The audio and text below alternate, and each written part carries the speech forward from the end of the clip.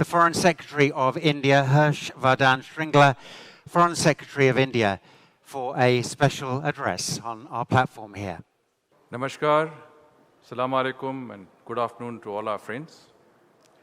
Let me start by saying what a pleasure it is for me to be here at the India Global Forum UAE 2021. Manoj Ladwaji has already made the India Global Forum an international brand, and for all of us, it is very, very encouraging to see that he has now brought that brand to the UAE. The UAE, of course, is not only a close partner and a friend of India's. We have seen this relationship grow exponentially over the last few years, but is also at the crossroads of trade, commerce, and industry in our region and beyond.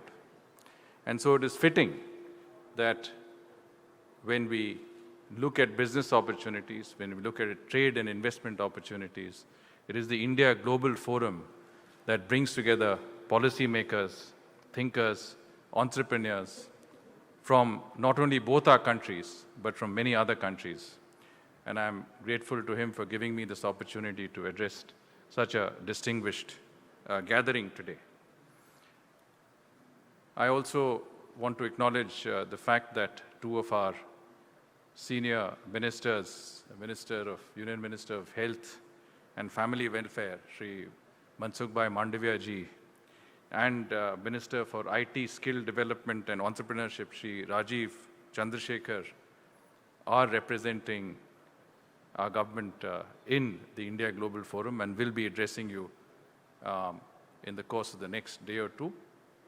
But I think their presence and the presence of so many other representatives who have come in from India for this event indicates the importance we attach to the relationship, to the opportunities that are existing between our two countries, and of course to the India Global Forum that is here. I want to acknowledge the presence of both our ambassador, Shri Sanjay Sudhir, who has joined us just recently, 2 weeks ago, but he is someone who has contributed very significantly to our diplomatic efforts in very key relationships, and we're very happy that he is here at an important and critical time. And I want to extend to him our very best wishes as he starts his tenure in the UAE. I also want to thank Dr. Aman Puri, our Consul General in Dubai, for being a partner in this initiative and for pursuing diligently so many important economic initiatives that are the hallmark of the cooperation between India and the UAE. Needless to say, India, the UAE, for India, the UAE and Dubai are amongst our most important partners. It is a multipolar, multi-aligned world, and there are significant and rapidly growing confluence of interests between India and the UAE. These are based on proximity, common interests, complementarities, affinities. Of course, this is guided by the visionary leadership of both our countries.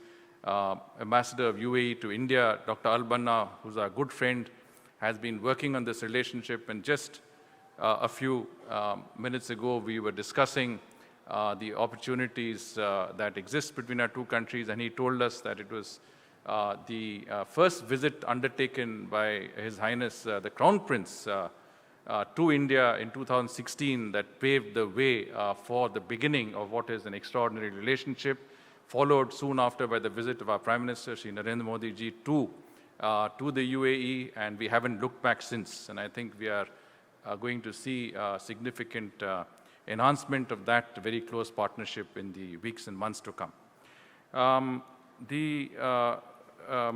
From our perspective, I think what is important for all of us is that we have gone through a very severe crisis. I think this is the most devastating crisis that the world has faced since the Second World War. Millions have died, millions others have lost their livelihoods.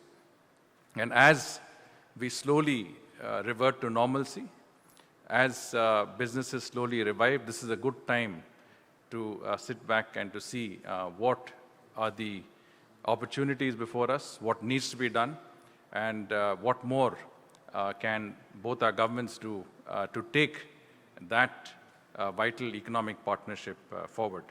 And of course, it doesn't mean that we have stopped cooperating. We were just discussing over a couple of hours ago that despite the COVID pandemic, India and the UAE have continued to work closely together. During the first lockdown that we had, a number of our members of the Indian community were, in some senses, stranded. The UAE extended the fullest support, and we're grateful for that. On our part, we also made sure that the supply chains continue to move, that we continue to cater to UAE's both health and food security. And I think this partnership is one that is based on these vital aspects that are important for both our countries and our peoples. We, of course, are now looking at an enhanced partnership that includes cutting-edge technologies, financing in terms of investments, but also specific financing into the world of technology, on which we will speak. I'll speak a little more as we go along. But what is important, of course, is that the UAE has continued to work on the Dubai Expo despite the pandemic. Today, the Dubai Expo is a world event and one in which I think we in India have given a lot of importance to. The India Pavilion represents the diversity of India's economic potentialities through our states, and each of our states in some senses is represented in this important exhibition. And of course, we have had many of our chief ministers come down in that regard, and we will continue to see more and more footfalls in that pavilion as we go along. In terms of investments and trade ties, we already have a significant trade exchanges, 17 to 18 billion dollars. These have been, I think, growing at a steady rate, and we have to look at how we can, as I said, develop new areas of cooperation that can help us take this forward. I mean, we did go over the fact that we are not new trading partners. India and the UAE have traded for centuries, if not millennia. Historically, we are national trading partners across the Gulf. In the energy sector, we found a new partnership that has, I think, done very well for itself. And we have seen the UAE investing in our strategic petroleum reserves. We have seen investments by many of the major oil companies of India into the UAE and vice versa. But at the same time, we are looking at a new, let's say, paradigm, other areas of cooperation, and that can only come through the area of high technology, fintech, areas that are important. India itself today is a country that is giving enormous priority to the innovation sector. The startups of yesterday have become the unicorns of today. In this year alone, the year 2021, we have seen 42 startups that have now grown into unicorns. We have seen a resurgence of our growth. In the first quarter of this year, our growth exceeded 20%. And we expect over the year that growth will be close to a double-digit figure, which is very significant when you consider that we have gone through some of the most difficult times in recent months, economically and otherwise. So in India, I think the emphasis is on promoting and supporting sectors that are going to grow. The Prime Minister has attached a lot of importance to the development of our economic relations. In fact, in a recent discussion he had when he addressed our heads of missions all over the world, he emphasized on the 3 T's, what we call the 3 T's: trade, technology, and tourism. These are the areas that he wants our embassies and posts all over the world to promote. These are the areas that we need to give priority to, and I think these are the areas that are exactly these areas that our embassy in the UAE, our consulate in Dubai, have been promoting and working on, and those results are there for everybody to see. You would have heard of the concept of the new quadrant. Our External Affairs Minister, Dr. Jaishankar, when he was in Israel, launched it with the 4 foreign ministers of our countries, that's the Israel, United States, UAE, and India. Some have called it the I2U2. But the important thing is that this is an economic construct. We are looking at projects that suit all of our 4 countries. We are looking at creating a center of excellence. We are looking at taking forward the best that our 4 countries can offer.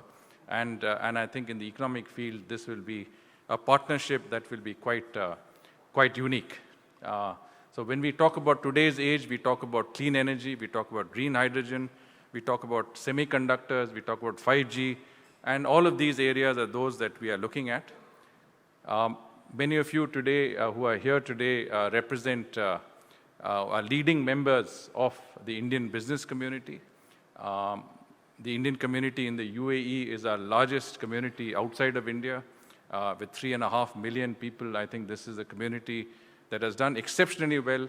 I was very happy to hear Dr. Alwana say that the contribution of the community to the UAE's growth and development has been significant, and we very much appreciate the fact that you have brought our 2 countries closer together. And in many senses, the UAE, as I said, as the crossroads of trade, commerce, industry, will also, in that partnership with the UAE, we will also get closer to the region and the rest of the world. So I think that is very, very important.